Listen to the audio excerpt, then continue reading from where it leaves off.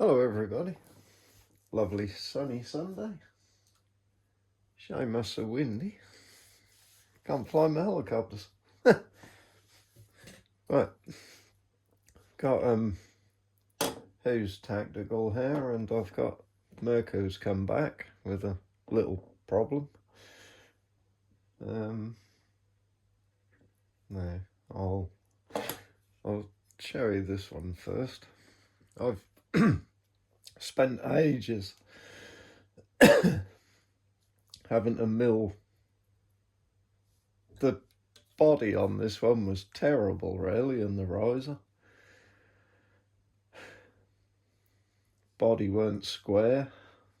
The right bottom of the riser had all humps in it, and the cams were sitting right down here. That was terrible. But after all I've done, I've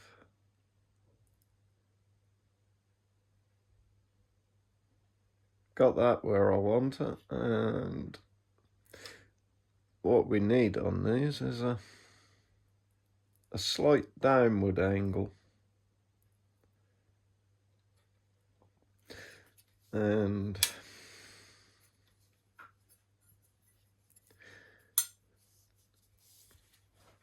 the timing on this now, we've got like 115.5 on both sides.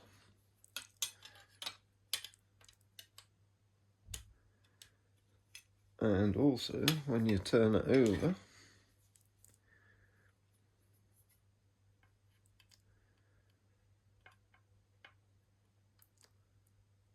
got like 98 on that side.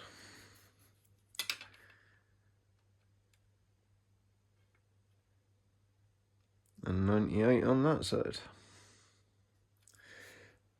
Absolutely perfect. But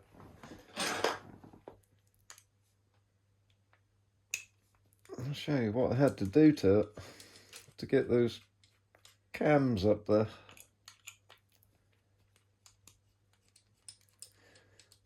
And the body and the barrel has all had a really good rub down and been repainted. Yeah, I literally had to mill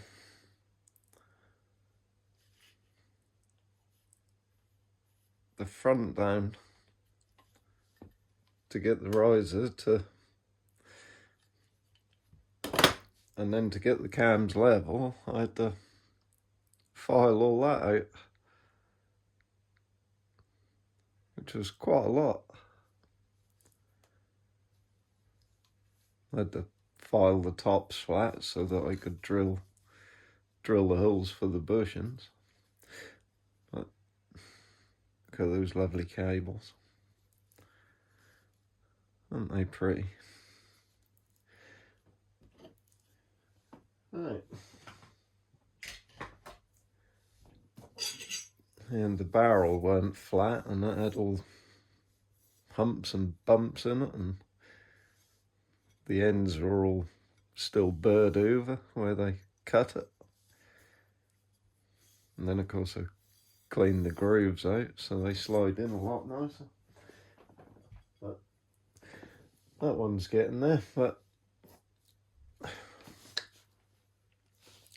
look at all the lube Mirko put in his. It's the way you want them. Take note of what Mirko's doing.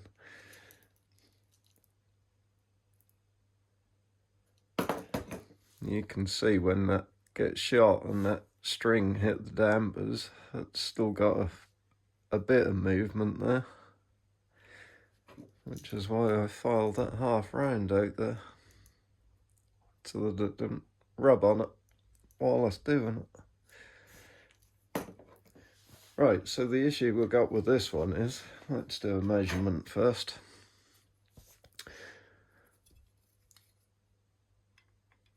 We have got 118.5 on that side. Oh, bloody thumb. Then when we come to this side, we have got 116. And then when we turn it over,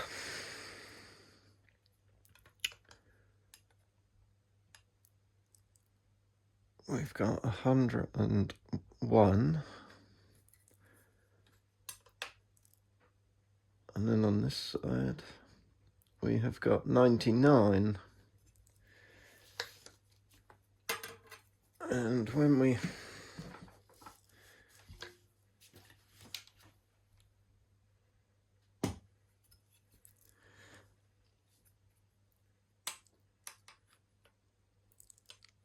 look at the cams, the right cam is dead flat, and the left one has got that nice little down slope that we need. And what the issue is, he noticed, is when you cock it,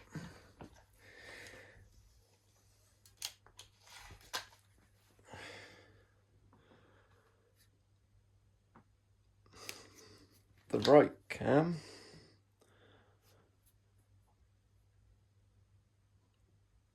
is sticking up in the air and the left one is down where it should be. And look at the angle on that, that's horrendous. So that right cam is throwing the timing out and making the bolt go to the left. So as well as measuring, another little test you can do is, it's one of those longer bolts I made for this, but couldn't actually use it without.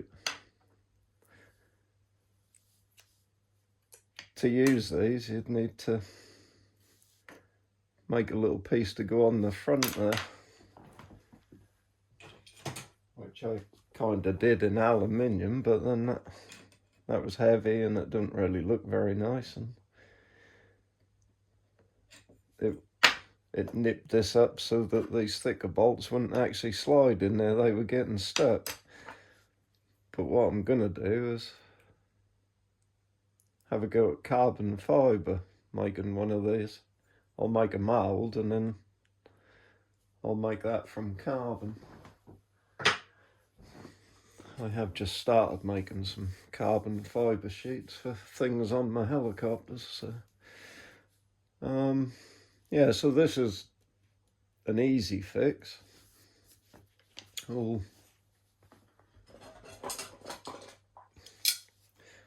Because I did level the bottom of the riser on this one to get the cams level.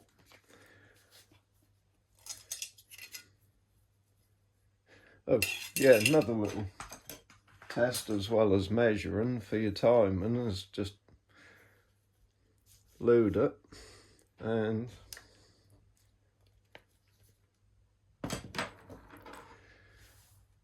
on your get a target and draw a line down the centre like that, and then line the bow up with the centre, line the bolt up with it actually more than anything, and just fire it. And as you can see, even in this little short distance inside, we're about 1 inch to the left. So over 8-10 yards, that inch is going to become about 4 inches.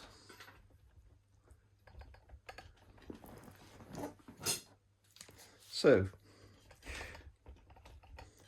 to fix that and get that measurement right, both top and bottom. Oh yeah, when you do this, make sure that that bolt goes in that hole, because I think I've worked out on yours, Hugh, these little half moon gouges in here, I think must have been done like that, rather than going in the hole, because they line up perfectly if you put them in there. So yeah, little tip for everyone, make sure that bolt goes in that hole. Right, anyway, to fix this little issue,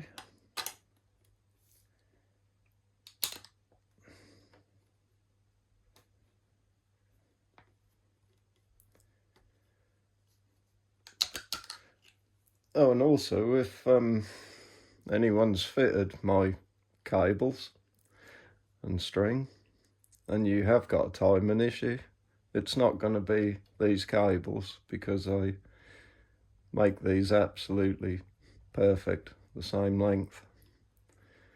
I've got a thing I made now to put on my jig so that they can't be anything but the same.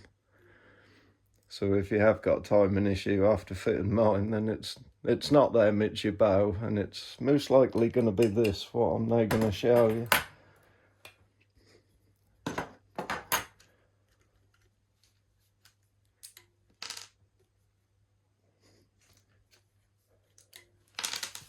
What I need to do is get this cam just tilted over so it's leaning downwards, not level.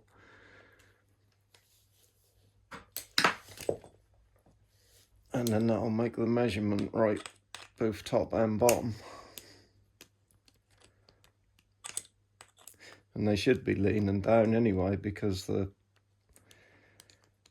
cam wants to lean upwards when you cock it. It's to do with how this is made. It's just how it is. So,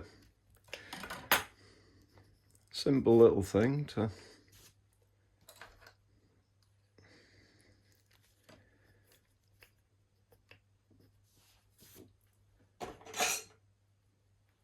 take a file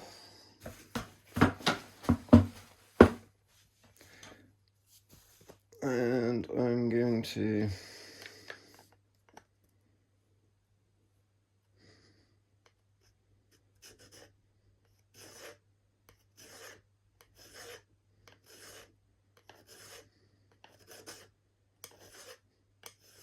angle this upwards.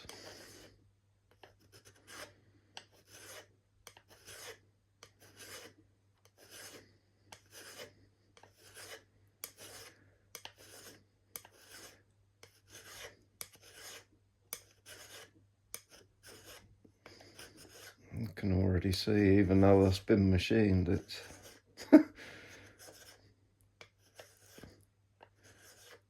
still a bit humpy and bumpy.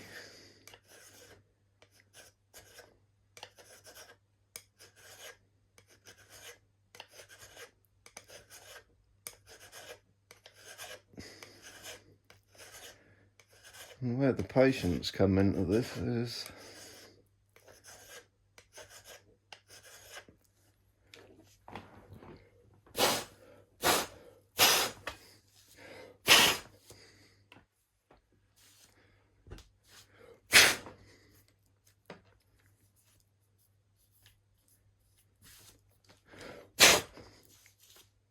just do a little.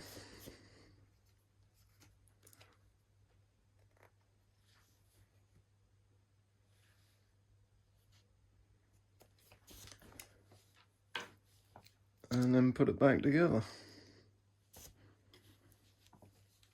So you could do it on this, but if you ever took it apart and then you swapped them over, you'd be in trouble again. So, but it's not them that it's fault, it's the riser itself. Because when you make things and you machine them, you always need a datum. It doesn't matter what you're doing, you need a datum from somewhere. And with that riser coming out of a cast and then just being machined like it is, I don't really know where they're getting their datum from, because the bottom of the riser ain't flat, the top of it isn't flat. So, and you can see the tool marks that those edges have been machined, so I just don't really know where they're getting the datum from. And if there ain't one and you're going to do any machining, you need to create one.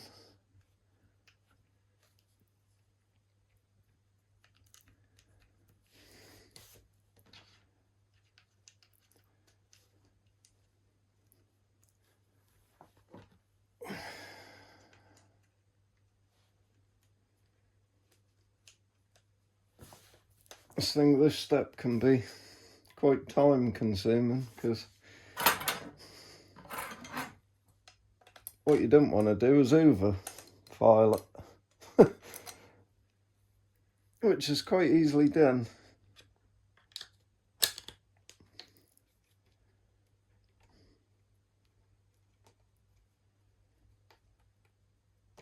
I'm not going to go through this. This might not be right. I might need to go a little bit more. I'm not going to go through the whole thing. I'm just showing you what you need to do to correct it. So, I can already see that we've got a bit of angle down on that now. Yep, it's not flat anymore, but it ain't quite as angled as the other one. Oh, I've done all your bolts and put that one in the front now.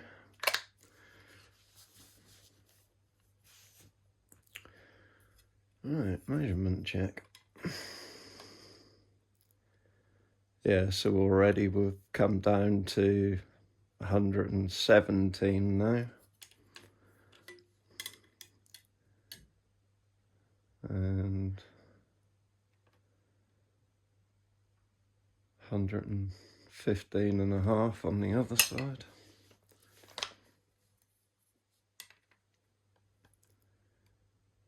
Now we've got 100 and 100.5. So that's brought it in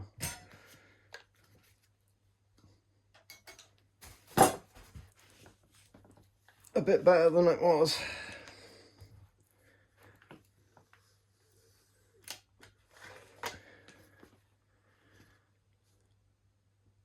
Yeah, so now when I've cocked it, it's still high, but it's not as bad as it was.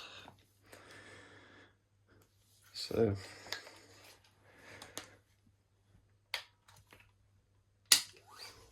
I will sort that and get that absolutely perfect like Hugh's is, and then I will try it again.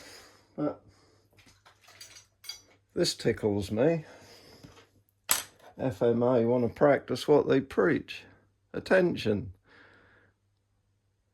Always keep your hands from the power strip. Do not dry fire. Always make sure the bolt is correctly inserted and touches the string. Well, considering like I said before, your string is sitting there when it's cocked, and you can only put that bolt in, you've got a 1/4 inch of dry fire where that is just not going to touch the string. No. I've just got to file this out and file that. Then look at all the sharp bits on this. And that string rubs on that. That's no wonder it cuts them. And file that 1/2 moon out there. And what I'm going to do, I did take them out on yours, Mirks, but then I was getting problems with these standard bolt knocks. So I glued bank card in there and replaced them. But I'm going to take them back out so that I can... And I'm also going to file this around so them fletchings can go back in there a little bit further. The other solution would be glue the fletchings further down, and also moving the bolt further back, we could get another 1/4 inch or so longer bolt in there. But yeah, I'm gonna take them bits of bank card back out and just file a little bit here, make that a bit nicer. And then we can get that bolt further back and get rid of that little bit of dry fire. So there's not much to do on yours. I'll have that done tonight.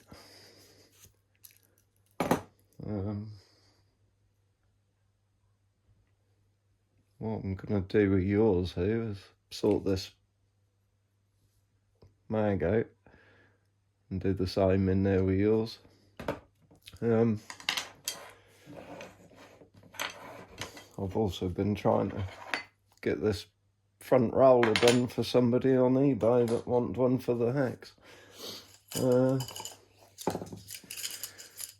Yeah, Mirko seems to love these 190 grain bolts I made with my aluminium knocks.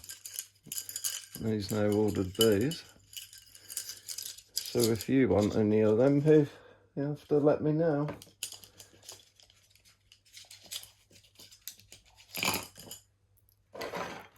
But I've also been busy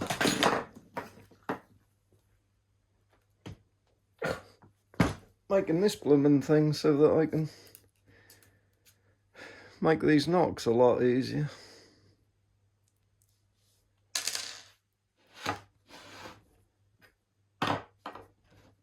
That's going to sit on my mill table, and then I can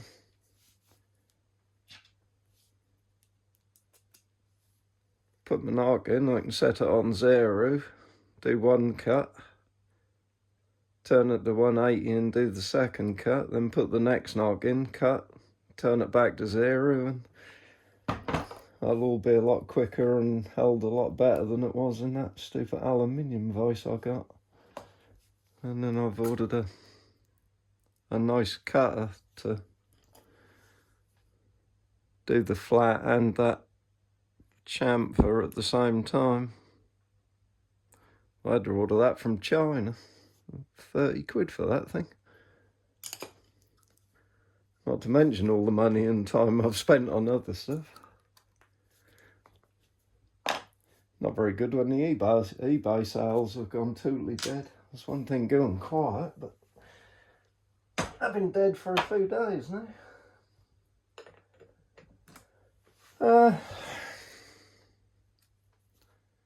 Yeah. So yeah, that's what you're kind of aiming at when you look at the front of your bow. You want your string level, not like pulled down like that, like yours was, Hugh. God, that was really bad. Like, the string want to be level, or even a slight gap at the top of the barrel, and then just a little gentle down curve on the limbs, on the cams. Because when you cock it and they pull inwards and rotate, if they're flat or angled up, they lift up. When they're angled down, they more or less stay where they are. In fact, let me just get mine.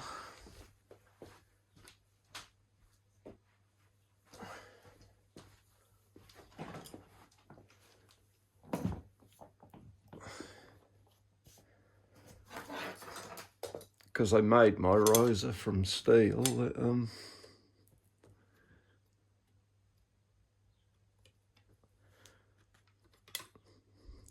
sit on top of the cams. You can see they're both angled down nicely, and my string doesn't actually touch the barrel. There's about 0.5 millimeter gap, because there's all extra friction when you're cocking it and shooting it. If that string is angled down like that, you're pulling so much tension on that string on the barrel, it just wears the servant out. So yeah,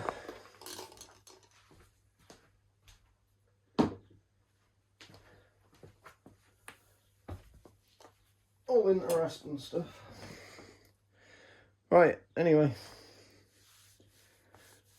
I've got to new little member to my heli squad. I got a T-Rex 500 I bought off eBay. Done a lot of work on that. Made a carbon boom, got a new alloy tile mount and airbrushed the canopy, and oh, I've done tons and tons to it.